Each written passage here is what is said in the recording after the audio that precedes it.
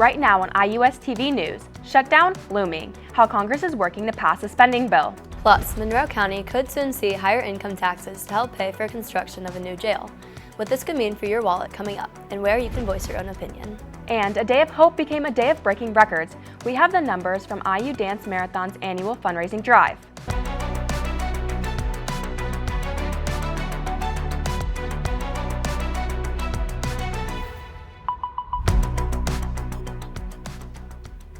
All eyes are on the nation's capital as the possible government shutdown nears closer. Congress is running out of time to keep the government funded and opened. Thanks for joining us. I'm Jaymi Curtis. And I'm Dana Behlmer. You're watching IUSTV News. Last week, a 6-month funding extension failed to get through the House. But now Speaker Mike Johnson has another proposal, and he may have some support from Democratic lawmakers. John Lornick reports. The U.S. government is running out of time and money simultaneously. There will not be a shutdown. There's no way that anybody in their right mind up there could allow that to happen. House Speaker Mike Johnson wants to prevent a shutdown. Congress has an obligation to fund the government. And on Sunday, he released a plan that would fund the government until December 20th. It's a limited continuing resolution, or CR, that in addition to funding the government for the next 3 months, includes more money for the Secret Service. We'll have to review it to make sure it really is a clean CR. But if it is as advertised, it is a positive step forward to solving this problem in a bipartisan way. Unlike Johnson's funding proposal that failed to get out of the House last week, this plan doesn't include the controversial SAVE Act that focuses on preventing non-citizens from voting, which is already illegal. The one thing you cannot have is a government shutdown. It would be politically beyond stupid for us to do that right before the election, because certainly we'd get the blame. House Democratic leader Hakeem Jeffries issued a statement saying, quote, "Congress is now on a bipartisan path to avoid a government shutdown that would hurt everyday Americans." I'm John Lawrence reporting. Former President Donald Trump previously called for lawmakers to shut down the government if the SAVE Act didn't get passed into law. We are less than 50 days away from Election Day, and the deadline to get registered to vote is coming up quickly. Our Mike Badrov explains how much longer you have until the registration window closes. I'm here in front of the Monroe County General Election Office, here to give you a how-to on how to become a registered voter here for the 2024 presidential election. The voter registration deadline is coming up on October 7th, so knowing how and where to vote is crucial for anyone who wants their vote to count in the upcoming election. Election Supervisor Kylie Ferris gives her word on why you should vote. This is such an important moment to take in to register to vote and to vote on Election Day so that your voice is heard, and because every vote does matter at the end of the day. Voters can either register in person here at the Monroe County General Election Office, at the BMV, or at the FSSA. You can also register to vote online at indiana.voters.gov, although it is recommended for student voters to register in person. If you're trying to get in this election faster, the first day of early voting is October 8th and ends November 4th. You can vote in person at 302 South Walnut Street in Bloomington, Indiana. This is going to be a very large and very important election because it's going to be history-making either way. Want to help your community? Ferris says Monroe County is always welcoming more poll workers. Poll workers, we are always in need of more poll workers, and the best way to do that is to contact our office, and then we can forward you on to the Democratic and the Republican recruiters. This upcoming election will be a historic one at that, so every vote will matter. Make sure yours does too by coming here to vote in Monroe County. Thank you. I'm Mike Badrov, and now back to the studio. Former President Donald Trump says he won't participate in any more debates, even though his opponent, Vice President Kamala Harris, has agreed to one on CNN next month. Trump made his comments during a rally in Wilmington, North Carolina on Saturday. The Republican presidential nominee says he thinks it's too late for another debate because early voting already is underway in some states. She's had her chance to do it with Fox. You know, Fox invited us on, and I waited, and they turned it down, but now she wants to do a debate right before the election with CNN because she's losing badly. Election Day is just 42 days away. Monroe County is one of many counties in Indiana still under a burn ban. County commissioners issued the ban as the area experiences increasingly dry weather. All of Monroe County is now in a severe drought. During the ban, campfires are no longer allowed unless in a fire ring. There is no open burning and no burning of vegetation and other debris. The ban is set to expire Tuesday, but may be extended. The IU Hillel Foundation has a new executive director. Jeff Lincoln will step into his new role. Lincoln is an IU graduate with a degree in Near Eastern Languages and Culture and a certificate in Jewish Studies. He has overseen operations in the Jewish Federation of Greater Indianapolis since 2018. IU Hillel Board President Michael Mervis called Lincoln a phenomenal addition. In a statement, Lincoln expressed his excitement on the new role, saying, quote, "In many ways, this is truly a homecoming. While attending IU, Hillel was where I found my people, many of whom remain my closest friends," end quote. Monroe County councilors voted to move forward with an adjusted tax rate increase to help pay for the Monroe County Jail. Council voted 6-1 to approve the amended rate of 0.175%, down slightly from the original proposed rate of 0.2%. Both are still up significantly from the current rate of 0.01%. A public meeting to discuss the new rate is set for October 7th. The new jail and possible co-justice center complex could cost upwards of $200 million.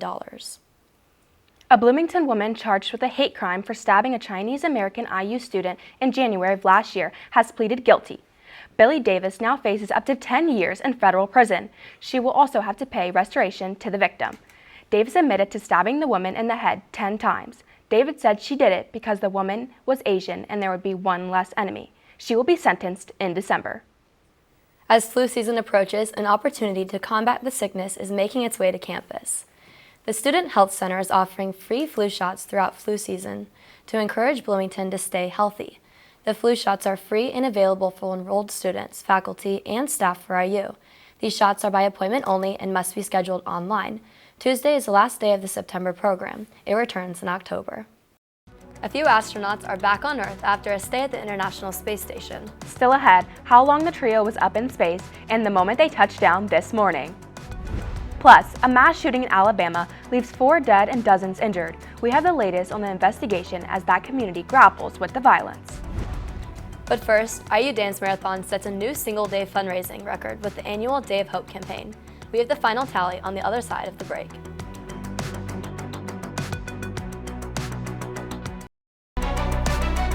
Last week was one of the largest fundraising events here at IU. That's right. It's called A Day of Hope, a fundraising event leading up to the IU Dance Marathon in mid-November for Riley Hospital for Children in Indianapolis. Hear from former Riley kids and IU DM members. Our Emma Gladstone tells us what it's all about.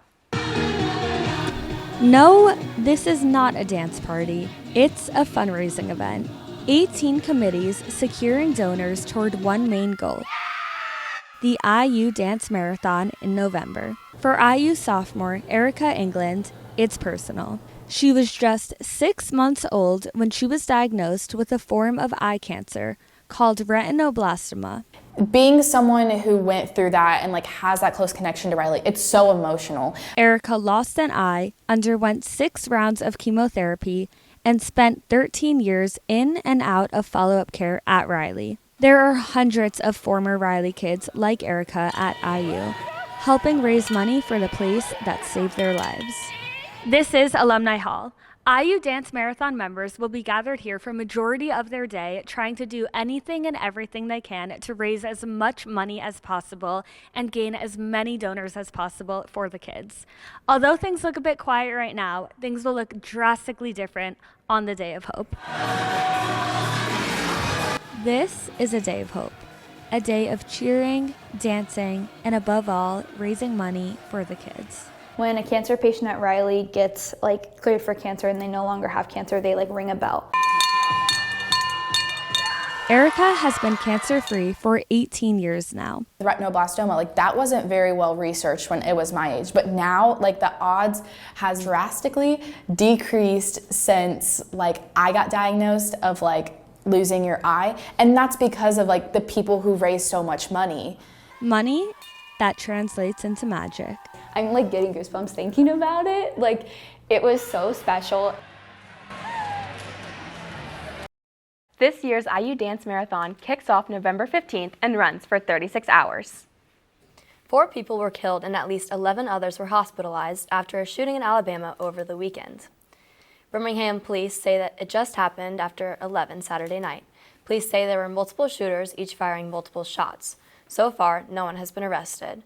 Birmingham's mayor expressed his frustration with the violence. There's a certain element in this city, there's a certain element in this community who are too comfortable riding around with semi-automatic weapons, automatic weapons, conversion switches, and everything else, whose only intent, hell-bent intent, is to harm people, shoot people, kill people. There is no word on a possible motive. However, police are continuing their investigation. Lebanese health officials say at least 350 people have been killed and hundreds more injured after Israeli airstrikes in Lebanon. The Israeli army says it's conducting an intense campaign against Hezbollah targets. Just today, U.S. military leaders announced American troops will be sent to the region. Classes have been suspended in several regions across Lebanon to protect students. The Israeli military is warning civilians now to leave areas where the Iran-backed militant group is operating. A NASA astronaut and 2 Russian cosmonauts are back on Earth after a stay at the International Space Station. Astronaut Tracy Dyson spent 184 days in space on her 4th flight. A Russian Soyuz spacecraft disembarked from the station overnight and landed outside Kazakhstan Monday morning. Dyson was taken to Houston after being cleared from landing. There are 5 other U.S. astronauts still on board the station and 3 Russians. One person was killed after 2 small planes collided mid-air in California. It happened just outside Los Angeles. The planes ended up crashing to the ground about 2.5 miles apart. The pilot of one of the planes was not injured. The other did not survive. Investigators are trying to determine if the planes were flying together. Violent crime in the U.S. has dropped 3% from 2022 to 2023. New data from the FBI shows a dramatic drop in the number of murders, down nearly 12%. The agency says it represents the largest drop in decades. Rapes dropped by more than 9%, while reported hate crimes dropped by less than 1%. Vehicle thefts, however, are up nearly 13%. The agency used numbers from local law enforcement agencies to calculate the crime rates. Next on IUSTV News, the FDA signs off on a new take-home flu shot, why medical experts think it may help get more people vaccinated. Plus, it feels like the weather is getting a little cooler. Kyla Williams has a check on the forecast on the other side of the break.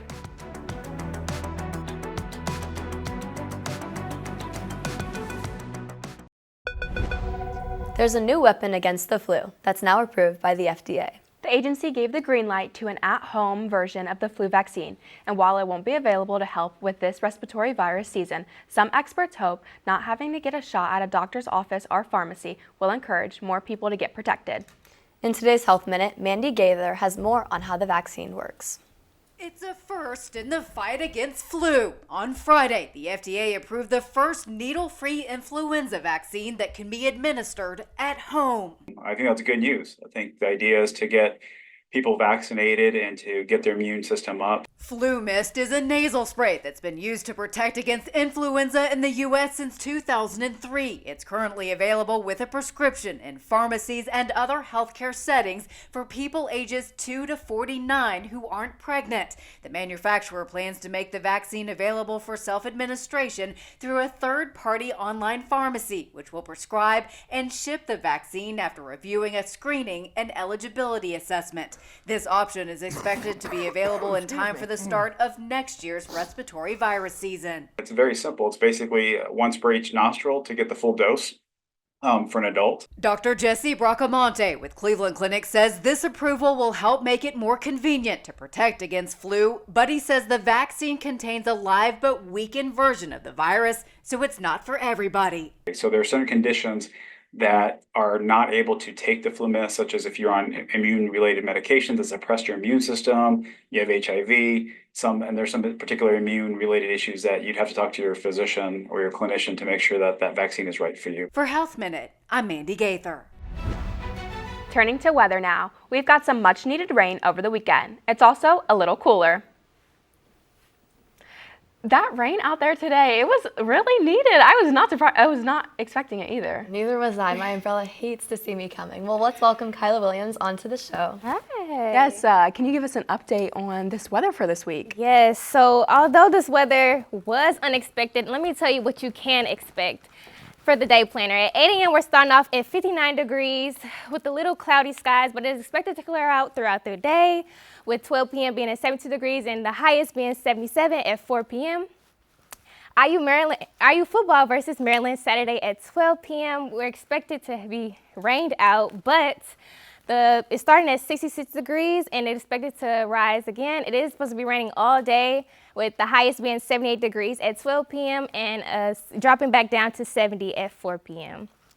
Taking a look at the 7-day forecast, we are starting our fall season off very wet, but although we are starting off wet, we are getting away from those high temperatures we've experienced, with the highest being in low 80s on Thursday and Friday, with 82 being the highest, and mid to high 70s from Saturday to Tuesday. Well, I hope that the weather is looking good for Saturday this weekend for Parents' Weekend. Yes, if going to class, get an umbrella, a jacket, a cover up, something, because you will be rained on. For sure. Yes, thank you.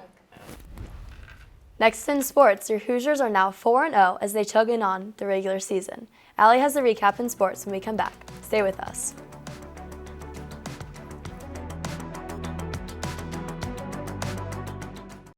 It was a mixed weekend for men's athletics at IU. Happy Monday to you. I'm Allie Holm. Let's start with football. Indiana football dominated Charlotte with a 52-14 victory, improving a 4-0 for the first time since 2020. The Hoosiers set a program record for points scored over 4 games and surpassed 400 total offensive yards for the first time since 2019. Quarterback Curtis Rourke excelled, throwing for 258 yards and 2 touchdowns in just 3 quarters, while also adding a rushing touchdown. Indiana's run defense struggled, though, allowing Charlotte to average 5.1 yards per carry in the first half. The 49ers briefly made a one-possession game at 17-14 before IU pulled away. The keys to that is early in the week. You know, we're working that stuff every week. You know, every day we're coming out and we're working on things that we're doing in the game. So by the time we get to the game, you know, it's second nature. The Hoosiers face Maryland this Saturday at home for another noon kickoff. Now to women's soccer. Indiana fell 2-0 against number 25 USC. The first half was a contested one, with freshman Layla Serta nearly scoring before halftime. USC took control in the second half, finding the net in the 63rd and the 72nd minute. Despite late attempts from Sidra and Kennedy Neighbors, the Hoosiers couldn't cut the deficit.